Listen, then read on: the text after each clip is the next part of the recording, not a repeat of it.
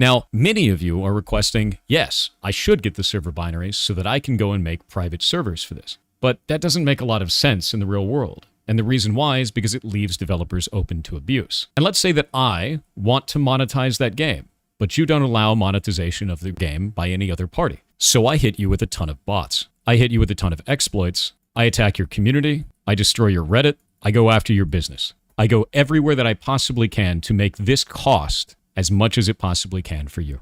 Oh shit, that sounds really bad. If only there were security specialists that the games industry could hire to prevent shit like that from happening. We saw the exact same thing happen in TF2 recently. Oh, TF2, you mean that game that was only playable because of community servers because the official servers were so overrun by bots, specifically because Valve didn't give enough of a shit to kick them out, and we know that they could have because they did as soon as it affected their bottom line. And for those of you out there that say, oh, this can be done right now, I could just destroy your studio and take your stuff anyway. You could, but this allows a route for it to be legal. Well, this has been very educational. I was not aware that DDoSing and violating the terms of service of a company whose services you are using, it was legal. You don't get to define what players get to play or not play. No, the publisher does.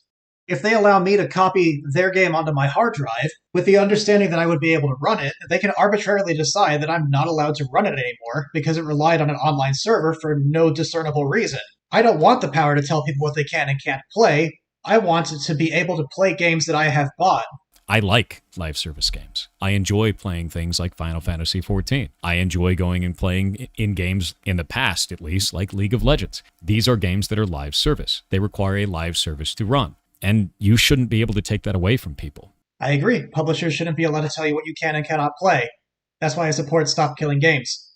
You might disagree with how it's currently worded and argue that this is consumers arguing over what other consumers should be able to do, but that's a conversation that can be had productively without dismissing the movement entirely.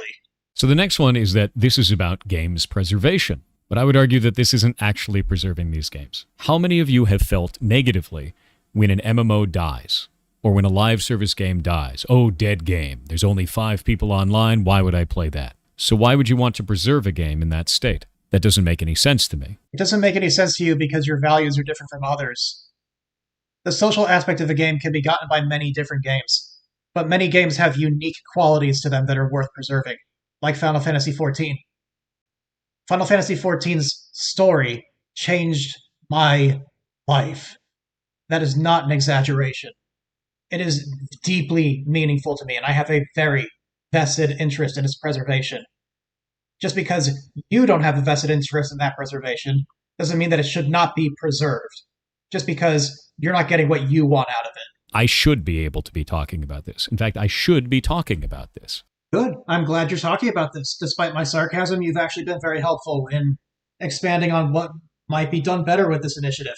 Perhaps you should actually have the conversation with the people in the initiative instead of blocking them out as unreasonable, calling them disgusting because you don't like their tactics, and basically dismissing the entire movement as a lost cause from the get-go. I think that your take on this is entirely dismissive.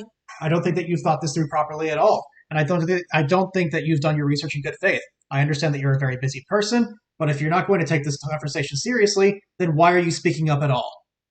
You are a gamer, learn how to deal with conflict instead of running away because you are disgusted by what someone is trying to do.